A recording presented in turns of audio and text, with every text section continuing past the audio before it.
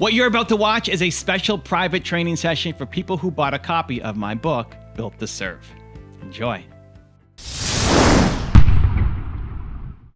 We're here, guys. We're here, fam. Let's go. So we'll start with the topic you guys voted on, and then Q&A. Like however I can help. We got some time together. Zane will continue the show, so I'll be here until for 20 something minutes, and Zane can take over if you guys got extra questions. He's the Built to Serve coach official. So the question today was from Chris, who said, what do you believe should be our area of laser focus for online businesses for the balance of the year in terms of engagement and growth? I think the biggest thing there is just actually posting the content that you're afraid to post, like sharing the story, the message that you've got that you're afraid of being judged on, and post.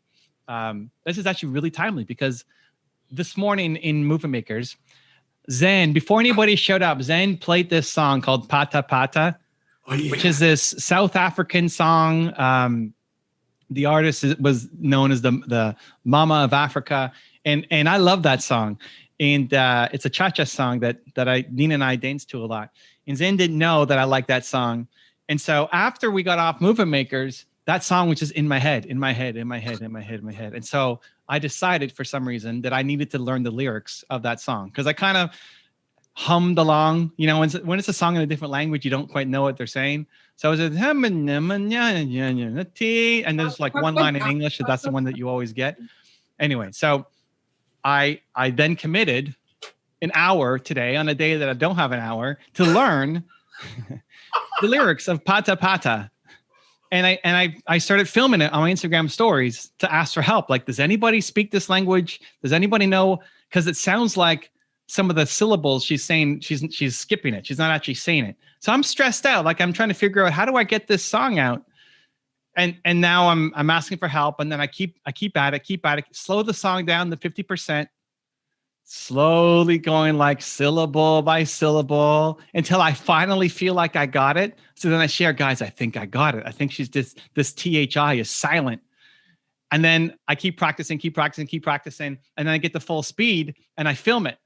It's like, here I am full speed. And I'm rocking out on my trampoline, singing Pata Pata and, in this language I don't understand. And then I get so animated that I hit my phone and it falls down. And that's the end of the video. And I shared the whole thing on my Instagram story. And like, that's the type of content that people don't often get to see. That's the kind of content that we're afraid to post. That's the kind of content that we're afraid of being judged for. It's like, I thought you're supposed to be some business guru. What are you doing spending an hour learning some song? That's the thing that humanizes you. The question was about engagement and growth. Like that's how you get engagement and growth, is showing the human side of you. The thing that, if that was me 5 years ago, I would have been incredibly embarrassed to share that. I'm singing. I don't have a good singing voice. So I'm singing out loud to some language that I don't know, probably making mistakes all over the place, dancing on my trampoline and smashing my phone over, right? It's like the most imperfect thing ever. But that moment of creativity and posting it, people are already DMing me with like reactions, laughing, celebration, party, more than a typical story would get, more than just a, guys, today you need to focus. Let me talk about focus for the day, right? So the most engaging and growth content is the stuff that you are afraid to share. Your story, creativity, the creative idea that you've got there in your mind that like, oh, I could never post that. Like that's the thing to post. And then that's the thing to post consistently. And that's what will draw you in. Like your humanity, your vulnerability, those stories are the things that will make people love you and want to dive deeper into your world. It doesn't mean, this is where people struggle, is like, how do I be the expert, but then also show that I don't have all the answers and I'm still afraid? A lot of people, like if you look on Instagram, it's just everybody looks perfect and the branding is perfect and the cars and everything is perfect. When you're too perfect, people actually can't connect to you. They need to know that you're a human. And in your humanness is the then permission for people to actually listen to your advice. Because people won't listen. You might have all the best advice in the world, but people won't listen to your advice until they know that you're like them. And so that's the content that we're the most afraid to share because we don't want to go back to being that person. We're embarrassed by this stuff about ourselves. But in sharing that, is the thing that opens up the world to you to get that growth and engagement. So back to the question of what's the most engagement content for the rest of the year, that's what I would focus on. The stuff that you're afraid to post, sharing your story, taking me deep inside your insecurities, vulnerabilities, show me you doing the things that you do that make you human, that people really connect with. That's my thought of the day with your questions. Now, obviously, turn it over to you guys. So put your hand up, try to get to as many as I can. Niall's already got his hand ready to go. What do you got, man? Thanks. This is awesome. And I love that. This is, that's something I've been struggling with, I'll be honest with you, but at the same time, and so I'm going to ask a technical question. I asked you this in the past somewhere else, but when it comes to the actual tracks that you use, because my background, I love to dance. Dance fitness is actually my background. And now I'm moving somewhat away from it, but I love it. And I still want to show that playful side. And that was a big part of my life. So I want to be able to show that. Again, technical side, was it the actual, I love that. You're dancing there. The idea is, technical side, how long is a track allowed? Did you use the real track or did you get an edit of that actual song? Because I love that song too, but I'm not that I'll use it. I want to get an idea of what will actually put a red band against me if I did something. Yeah, great question. And Niall, if it becomes your business, then you start doing the research and the work. Some tracks, some companies care a lot, some companies care zero. For me, because I'm not in the music, like music is not my game. I just recorded it on Instagram. It was an IG live story. And those don't get typically picked up or banned or anything. If I were to turn it into a YouTube video, it might. I don't know. Pata Pata is a pretty obscure song that most people don't really know about. But if you pulled a Taylor Swift song, it's probably going to get blocked or demonetized, right? Those are the two options. Either block it or they demonetize it. So at the beginning, though, don't let that stifle the creativity. I was feeling that song because Zane put it in my head. So now I have to dedicate an hour to figure out the lyrics to this song. And I was frustrated and I slow it down and I speed it up. And then I finally get it. And you get to see how happy I am that I knock over the phone and it's just so exciting. And that will live fine on Instagram. And even if it just disappears in 24 hours and I don't do anything else with it, awesome.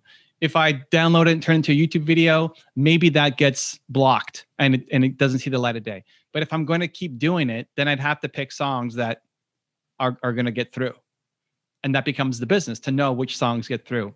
But at the beginning, don't let those questions stifle the creative output. Because if I spent that time thinking, I wonder if this song is going to get blocked. I wonder if this is going to, then I don't make the song. And then that moment is gone.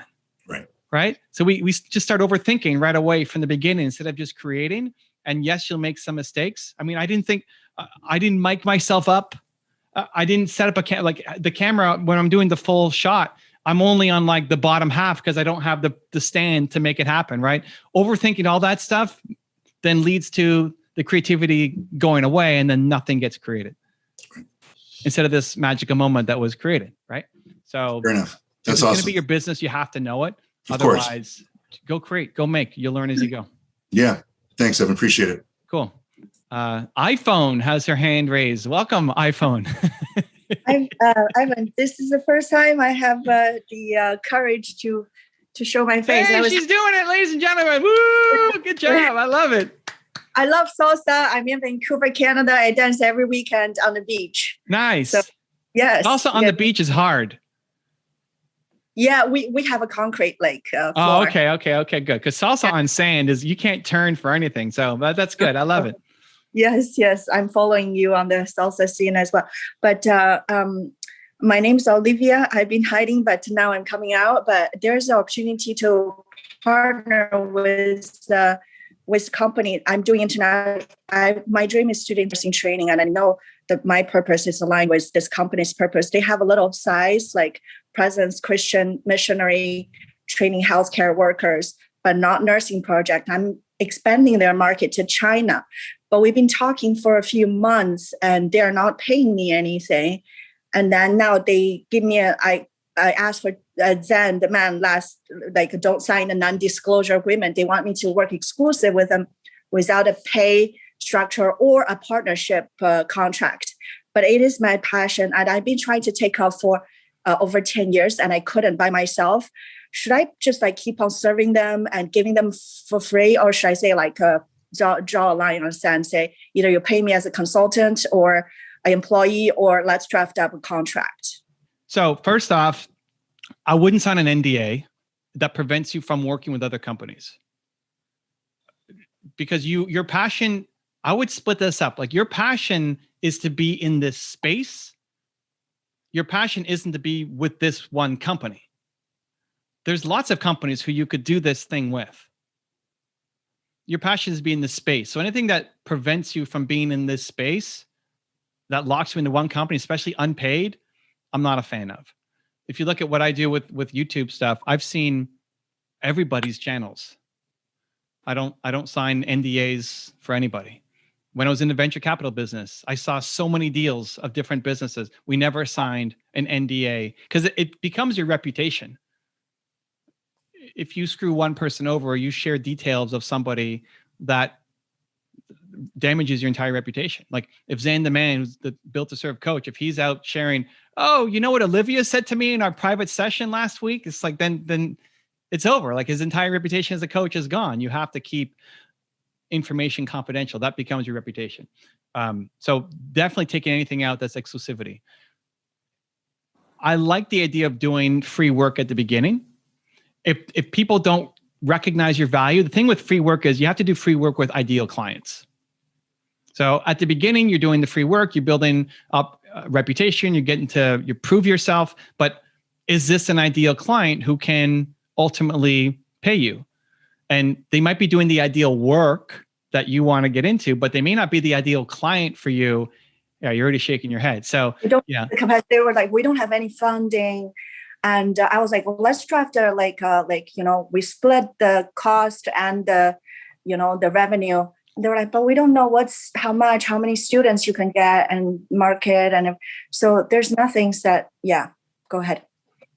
So you want to be in the space, and doing free work is great to start, but they have to be with ideal clients. So if it's not this client, then it's finding more people. Now you have something to show. Now you've done it. I mean, it's great. Don't feel like you made this terrible decision. Now you've got some experience in the field that you can point to. Now you've built some extra contacts and connections. Now you've built some momentum, and you've also shown to yourself that you really do like this. When you're just looking at it, you don't know if you actually love it, but now you're in, it's like, I actually do love this thing. Now It's a matter of finding more companies to work with, not being tied down to this one client that doesn't, like, it's not even it's not having funding is one thing, but also not being willing to work something out. It's a mindset shift too, right? Yeah. But it's just, those are not the ideal clients that you want to be chasing down. So if I'm you, I'd be looking at, okay, who are 10 other companies that are trying to do the same thing? And how can I go and, yes, prove myself at the beginning, even if it's free work, but that I provide so much value that I want to work with them. Even using Zan as an example, he joined my YouTube gaming live streams where we play League of Legends and answer questions. And he brought so much value that then I'm looking for, like, how do I help Zan out more? Like, how do I love this guy. I love collecting good people. How do we do something together? So the first starting point was connecting with other people. I connected him to Jason. It's like, hey, you need to do an IG live with Jason. Who's Jason? Don't worry about it. You're going to love him. He's great. You guys will get along great. You both have like the biggest smiles in the world, the biggest hearts in the world. You'll love each other, right? So he's like, all right, IG DMs Jason, and they do their thing. That then led to Zan, becoming the Built to Serve coach. So that's doing free work and building your reputation to the point where opportunities happen. But if the people in the company aren't giving you opportunities and are just making you work for free and sign non-disclosure and exclusivity agreements, it's just not the right fit. So now it's just branching out. Find 10 other companies who are doing similar things where you can come and bring your value to, help them, and then work your path towards getting paid for it. Yeah, there's a thing about Christian. It's a lot of volunteer serving. It's just not the business mentality. And I really want to combine the two, but, it's hard to find in a space. Maybe it's just my scarcity. I thought, oh, they're Christians, values are aligned, so yeah. But listen, there's a lot of people who will have values aligned that just may not be a Christian organization. Like there may be there's a lot of for-profit companies run by Christians who have strong values. Right? Okay. And so those are the people who you might want to search out instead of always living in the nonprofit world. I love nonprofit. I love free. Like, what are we doing here? This is free. You guys bought a book for $15 or something, or some of you might have just pirated it. But in order to do this, in order to do the free stuff, you have to also have an income stream to support you and your organization. And the more you build up an income stream, the more your team can also contribute. You know, Sandra, my assistant, is in here and she sets all this stuff up for me. So I can afford to hire her to do this, to allow me to come here and do this, right? So there's lots of organizations who are making money, who also, like, not every company has a devil soul, right? They're living the mission, the values, but also are making money and would love what you're bringing. You just have to do the work to go find those people. Thank you so much. You're amazing. Yeah. Cool. Good luck. And hey, welcome. Thank you for turning on your camera for the first time and asking a question. That's great. That's what it's all about. Thank you. Who's next? Jose, what do you got? So great to see you. Just want to ask I have a couple of questions, but I'm gonna ask one now, and if there's more time and I can come back to it, great. In the book, when you talked about when you left your first company with your partner, and then you realized what you're gonna do, you decided to model the success after Bill Gates. And you talked about how you focused on forming partnerships and alliances. And I just wanted to get maybe a little bit more feedback on that. Like, specifically, I'm in the process of starting a nationwide quick service restaurant with a healthy approach. And so I've been one way that I formed a partner in alliances was bringing into a fold an old business colleague who has over 20 years of marketing experience. And I partnered up with him to kind of help me in the forming of the company and being partners. But I'm trying to figure out just a little bit more on that. Like, if you were starting a quick service restaurant, I guess, I mean, what might be some of the partnerships and alliances that you might look to form? So what I meant in the book wasn't so much bring a business partner into your company, because that's like getting married. So most business partnerships fail because people look at, well, they have this skill set and I have this skill set. It's going to be perfect. Meanwhile, your values are completely different. And so you're in the dating phase. Hey, you have 50, I have 50. Let's start this company together. But because the values are a mismatch, it really is like you need to date before you get married. So I'd be, it's not that partnerships can't work out. Just you need to treat it like it's going to be a marriage. You might spend more time during the week with them than your husband or wife, right? I mean, that just the reality of starting the business. So you better really like them. So it doesn't mean don't make that partnership, but I would test something small. Work on one thing together before you go and do some big thing together. Like, what's the first step that you guys can take together? There's a guy who emailed me to say, hey, I want to help you with your email marketing. Okay, great. Write me one email and see what it looks like. And I liked it. So then I hired him to do 10 emails. Okay, great. So now we're going to see what he comes up with for his 10 emails. And if maybe the more people hang around me, the more I just start businesses with them. Right? It's like, this is what I love to do. Zane now has a business together. Drew has a business together. Like Alex, all these people, like, the more time we spend together, the more I'm looking for opportunities. And it just gravitates towards doing some kind of company together. But it always starts with something small at the beginning. Okay. So that's what I would do with him or her, like something small at the beginning to make sure that you work well together. Well, he and I, like I said, we've had a long-standing relationship for about 15 years, and we've worked together. And so, yeah, I'm figuring that out, and I definitely value that feedback. But in terms of like the company itself, like how would I go about then let's say procuring types of partnerships and alliances that would be correct for the brand that don't involve equity and partnership? Yeah. So you're looking at, how do I start out? For me, if it were me, how do I start this business spending the least amount of money possible? Restaurants are the worst. It's like, it's the number one failure business in America. And especially now, right? So I'd look into what Mr. Beast is doing. Ghost kitchens. That's exactly what we're doing. Yeah. I mean, that makes a ton of sense. Find people restaurants are struggling right now. You find the companies who can make your product, whatever you're selling, whose ethics and values kind of fit with what you're doing, and find a way to connect. You don't have to worry about going like nationwide yet, but you start, what city are you in? I'm in Philly, and I'm looking to open either in Philly and or Miami. Yeah, but like do Philly. You're in Philly. Don't worry about Miami. How are you going to do Miami? You got to be in Miami. Like you got to make it happen. Philly's a big enough market. Definitely. You're not in some tiny little rural middle of nowhere, right? So you're in Philly. So you want to actually go and meet restaurant owners and pitch them the idea. And the model's already been proven. People are already doing this, and restaurants are struggling right now to figure out a business opportunity. And if they can make some extra money without having to do, a lot of extra work, they're not spending any time marketing. They already have the staff and the team and the ingredients and everything else, right? That's your best bet. And then prove it in Philly. And then you might need 5 locations in Philly and then worry about Miami. But I'd probably go somewhere closer to Philly just for your own sanity and traveling and all that stuff. All right. Thank you so much. Makes sense? How's our time? Lady, Lexi, quick, what do you got? I was asking you something about the extension. And then I asked you about .club. And you said, no, .club is for Clubhouse. So are the only ones suitable the ones you end with .com for general websites? Or can we also use, for instance, .live? .com is just the standard. That's what people, I would default to a .com if you can, or put your name. Just find some way to get a .com, like a .live. So I use Evan Carmichael .live. We have one. If you want to go to my live gaming channel tonight, 6 p.m. Eastern, you type in Evan Carmichael .live, it'll forward to the YouTube stream. Especially with .live and in Movie Makers, you asked about .club. .club, the perception is it's a Clubhouse thing.